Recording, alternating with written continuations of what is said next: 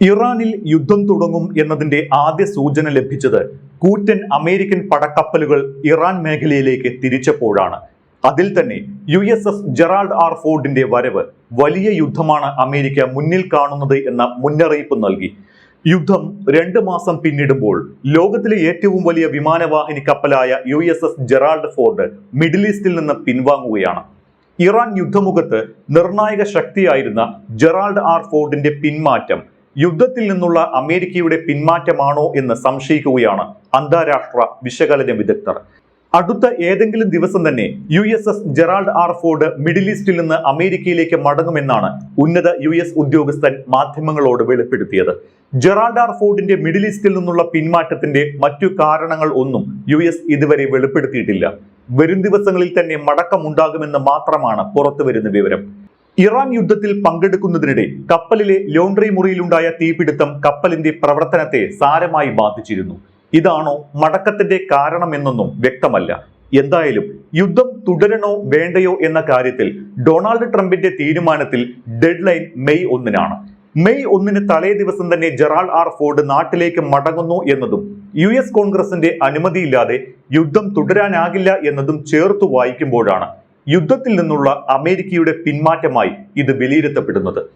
USS Gerald R ഫോർഡും ജെറാൾഡിനെ അകമ്പടി സേവിക്കുന്ന മറ്റു ചെറു പോർ കപ്പലുകളും അടുത്ത ദിവസങ്ങളിൽ തന്നെ മിഡിൽ ഈസ്റ്റിൽ നിന്ന് പിൻവാങ്ങുമെന്നാണ് ഒരു US ഉദ്യോഗസ്ഥൻ വെളിപ്പെടുത്തിയത്. 10 മാസത്തോളം നീണ്ട കടൽ പര്യവേഷണത്തിനൊടുവിലാണ് ജെറാൾഡ് ആർ ഫോർഡിന്റെ നാട്ടിലേക്കുള്ള മടക്കം. കൃത്യമായി പറഞ്ഞാൽ 300 ദിവസത്തിലധികം. വിയറ്റ്നാം യുദ്ധത്തിന് ശേഷം ഒരു വിമാനവാഹിനി കപ്പലിന്റെ ഏറ്റവും ദൈർഘ്യമേറിയ പര്യവേഷണമാണ് ഇത്. അടുത്ത ദിവസങ്ങളിൽ മിഡിൽ ഈസ്റ്റ് വിടുന്ന ജെറാൾഡ് ആർ ഫോർഡ് മെയ് പകുതിയോടെ തന്നെ ഹോം പോർട്ടായ വിർജീനിയയിൽ എത്തിച്ചേരും. റെക്കോർഡ് പര്യവേഷണത്തിനൊടുവിൽ കപ്പലിന്റെ മെയിന്റനൻസ്, നാവികർക്ക് വിശ്രമം അനുവദിക്കൽ ഇവയെല്ലാം ഈ പിന്മാറ്റത്തിന്റെ കാരണങ്ങളായി വിശദീകരിക്കപ്പെടുന്നുമുണ്ട്.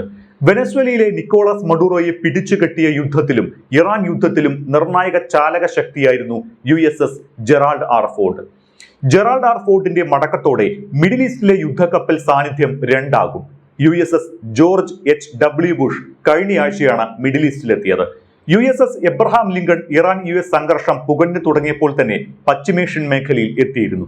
ജെറാൾഡ് മടങ്ങുമ്പോഴും എബ്രഹാം ലിങ്കണും ജോർജ് H.W. ബുഷും അറബിക്കടലിൽ തുടരും. നാവിക പര്യവേഷണത്തിൽ ജെറാൾഡ് ആർ ഫോർഡ് 10 മാസം പൂർത്തിയാക്കിയത് ഈ ഏപ്രിലാണ്. കഴിഞ്ഞ ജൂണിലാണ് നോർഫോൾക്കിലെ നേവൽ സ്റ്റേഷനിൽ നിന്ന് ജെറാൾഡ് ആർ ഫോർഡ് യാത്ര തിരിച്ചത്. മെഡിറ്ററേനിയൻ കടലിലും കരീബിയൻ കടലിലുമായി കഴിഞ്ഞിരുന്ന ജെറാൾഡ് ആർ ഫോർഡ് ജനുവരിയോടെ മിഡിൽ ഈസ്റ്റ് മേഖലയിൽ അറബിക്കടലിലെത്തി. ഇതിനിടയിൽ വെനസ്വേലൻ ദൗത്യവും പൂർത്തിയാക്കി. കടലിൽ 295 ദിവസം പിന്നിട്ടപ്പോൾ തന്നെ കഴിഞ്ഞ 50 വർഷത്തെ ചരിത്രത്തിൽ ഒരു അമേരിക്കൻ യുദ്ധവിമാനവാഹിനി കപ്പലിന്റെ ഏറ്റവും ദൈർഘ്യമേറിയ കടൽ പര്യടനം എന്ന റെക്കോർഡ് പിന്നിട്ടിരുന്നു. ഇതിനു മുൻപ് ആ റെക്കോർഡ് USS എബ്രഹാം ലിങ്കണിന്റെ പേരിലായിരുന്നു.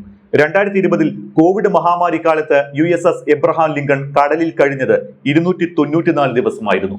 ഇക്കഴിഞ്ഞ മാർച്ചിൽ കപ്പലിലെ ലോണ്ടറി മുറിയിൽ തീപിടുത്തമുണ്ടായിരുന്നു. അമേരിക്കയുടെ നാവിക കരുത്തിന്റെ പ്രതീകമായ ലോകത്തിലെ ഏറ്റവും വലിയ വിമാനവാഹിനി കപ്പലിനെ പിടിച്ചുലച്ച സംഭവമായിരുന്നു ഈ തീപിടുത്തം. ഇതിനുശേഷം കപ്പലിന് അടിക്കടി തകരാറുകളും റിപ്പോർട്ട് ചെയ്തിരുന്നു. അതുകൊണ്ട് തന്നെ കപ്പൽ മെയിന്റനൻസ് നടത്തണമെന്ന ആവശ്യം ശക്തമായിരുന്നു. 30 മണിക്കൂറോളം പരിശ്രമിച്ചതിന് ശേഷമാണ് ലോണ്ടറി മുറിയിലെ തീ അണയ്ക്കാൻ അന്ന് സാധിച്ചിരുന്നത്. ഈ സംഭവം കപ്പലിനെ മാത്രമല്ല കപ്പലിലെ നാവികരുടെ ഉറക്കവും ഇല്ലാതാക്കി. 600ഓളം നാവികർക്ക് താൽക്കാലികമായി അവരുടെ ബങ്കുകൾ നഷ്ടപ്പെടുന്ന സ്ഥിതി ഉണ്ടായി. അലക്കുശാല പ്രവർത്തിക്കാതായതോടെ തുണി അലക്കാൻ പോലും കഴിയാത്ത വെല്ലുവിളികൾക്കിടയിലും കപ്പൽ അതിന്റെ ദൗത്യം തുടർന്നിരുന്നു. ശുചിമുറികൾ ഉപയോഗിക്കാനാകാത്ത അവസ്ഥ ഉണ്ടായി എന്നും സൈനികർ അസ്വസ്ഥരാണ് എന്ന വാർത്തകളും അന്ന് പുറത്തു വന്നതാണ്. അമേരിക്കയുടെ 11 ആണവോർജ വിമാനവാഹിനി കപ്പലുകളിൽ ഏറ്റവും പുതിയതും സാങ്കേതികമായി മുന്നിട്ട് നിൽക്കുന്നതുമാണ് ജെറാൾഡ് ഫോർഡ്. ഇലക്ട്രോണിക് കാറ്റപ്പൾട്ട് സംവിധാനമാണ് മറ്റു കപ്പലുകളിൽ നിന്ന് വ്യത്യസ്തമായി ജെറാൾഡ് ഫോർഡിന്റെ പ്രത്യേകത. റഡാറുകളിൽ നിന്ന് മറഞ്ഞു നിൽക്കാനുള്ള സ്റ്റെൽത്ത് സാങ്കേതിക വിദ്യയും ഈ കപ്പലിന്റെ സവിശേഷതയാണ്. പരമ്പരാഗത വിമാനവാഹിനി കപ്പലുകളിൽ നീരാവി ഉപയോഗിച്ചുള്ള വിക്ഷേപണ രീതിയാണ് എങ്കിൽ ജെറാൾഡ് ഫോർഡിന്റെ കാന്തിക ശക്തി ഉപയോഗിച്ചാണ് വിമാനങ്ങളെ പറന്നുയരാൻ സഹായിക്കുന്നത്. 90-ലധികം യുദ്ധവിമാനങ്ങളെയും ഹെലികോപ്റ്ററുകളെയും ഒരേ സമയം വഹിക്കാൻ ഈ കപ്പലിന് ശേഷിയുണ്ട്. അതേസമയം ജെറാൾഡ് ആർ ഫോർഡ് പിൻവാങ്ങുന്നു എന്ന വാർത്തയ്ക്കിടെ ഇറാൻ യുദ്ധത്തിൽ ബോംബിങ്ങിനായി അമേരിക്കൻ ഭരണകൂടം ചെലവഴിച്ച തുകയുടെ കണക്കുകൂടി പുറത്തു വന്നിട്ടുണ്ട്. ഇറാനിലെ യുദ്ധത്തിന് US ചെലവായത് 2500 കോടി ഡോളറാണ് എന്നാണ് കണക്ക്. US കോൺഗ്രസിലെ സായുധ സേനാ സ്ഥിരം സമിതിയുടെ തെളിവെടുപ്പിലാണ് പെന്റഗൺ ഉദ്യോഗസ്ഥൻ ഈ ഒരു കണക്ക് വെളിപ്പെടുത്തിയത്. ഇറാനെതിരെ പ്രയോഗിച്ച ബോംബുകൾ അടക്കമുള്ള ആയുധങ്ങൾക്കാണ് പണം അധികവും ചെലവാക്കിയത്. മാത്രമല്ല, ഇറാന്റെ ചെലവ് കുറഞ്ഞ ഡ്രോണുകളെയും മിസൈലുകളെയും തകർക്കാൻ കോടിക്കണക്കിന് രൂപ ചെലവുള്ള ഇന്റർസെപ്റ്ററുകളാണ് അമേരിക്ക ചിലവാക്കിയത് എന്ന് നേരത്തെ റിപ്പോർട്ടുകൾ ഉണ്ടായിരുന്നു. അതോടൊപ്പം ഇറാൻ യുദ്ധം അമേരിക്കയുടെ ആയുധ ശേഖരത്തിൽ കാര്യമായ ശോഷണം ഉണ്ടാക്കിയതായും റിപ്പോർട്ടുകൾ ചൂണ്ടിക്കാട്ടുന്നു. യുദ്ധച്ചെലവിലുണ്ടായ വർധനവും ആയുധ ശേഖരത്തിലെ കുറവും പ്രതിരോധ സെക്രട്ടറി പീറ്റ് ഹെക്സത്തിനെതിരെ ചോദ്യങ്ങൾ ഉയരാനും കാരണമായിട്ടുണ്ട്. ഹോർമുസ് കടലിടുക്കിലെ ഉപരോധം കടുപ്പിക്കുന്ന അമേരിക്ക ഇതുവരെ ഇറാനിലേക്കുള്ള 41 കപ്പലുകളെ തിരിച്ചുവിട്ടുവെന്ന് US സെൻട്രൽ കമാൻഡ് പറയുന്നു. അതായത് 69 മില്യൺ ബാരൽ എണ്ണ ഇറാന് വിൽക്കാൻ കഴിയാതെ കെട്ടിക്കിടക്കുന്നു. ഇറാൻ കടലിൽ വെച്ചിട്ടുള്ള മൈനുകളെ മാറ്റി കപ്പൽ ഗതാഗതത്തിന് അനുയോജ്യമാക്കാനുള്ള ശ്രമവും നടക്കുന്നുണ്ട്.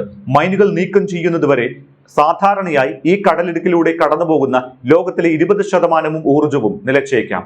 കടലിടുക്ക് തുറക്കാൻ ആവശ്യമായ തദ്ദേശീയ ഉപകരണങ്ങൾ US പക്കലിൽ ഇല്ലാത്തതിനാൽ ഈ പ്രക്രിയയ്ക്ക് മാസങ്ങൾ എടുത്തേക്കാമെന്നും വിദഗ്ധർ പറയുന്നുണ്ട്. മൈൻ നീക്കം ചെയ്യുന്നതിൽ ഉക്രൈന് പരിചയമുണ്ട്. 2022 മുതൽ റഷ്യ കരിങ്കടലിന് കുറുകെ ആയിരക്കണക്കിന് മൈനുകൾ ഉപേക്ഷിച്ചു. ഉക്രൈനിലെ കരിങ്കടൽ തുറമുഖങ്ങളിൽ കപ്പലുകൾ അടുക്കുന്നത് തടയാനാണ് റഷ്യ ഇത് ചെയ്തത്. പ്രധാനമായും സ്ഫോടക വസ്തുക്കൾ നീക്കം ചെയ്യാൻ ഉക്രൈൻ മനുഷ്യ മുങ്ങൽ വിദഗ്ധരെയാണ് ആശ്രയിച്ചിരുന്നത്. എന്നാൽ 4 വർഷത്തിലേറെയായി അവർ TLK-150 പോലുള്ള നൂതന പരിഹാരങ്ങൾ വികസിപ്പിച്ചെടുത്തിട്ടുണ്ട്. 8 അടി നീളവും ഏകദേശം 50 പൗണ്ട് ഭാരവുമുള്ള ഒരു അണ്ടർ വാട്ടർ ഡ്രോൺ കരിങ്കടലിന്റെ ഉപരിതലത്തിന് താഴെയുള്ള മൈൻ ഫീൽഡുകൾ മാപ്പ് ചെയ്യുന്നുണ്ട്. ഹോർമൂസിലെ മൈനുകൾ നീക്കാൻ അമേരിക്ക ഉക്രൈന്റെ സഹായം തേടിയേക്കുമെന്നുള്ള വാർത്തകളും ഇതിനിടയിൽ പുറത്തു വരുന്നുണ്ട്.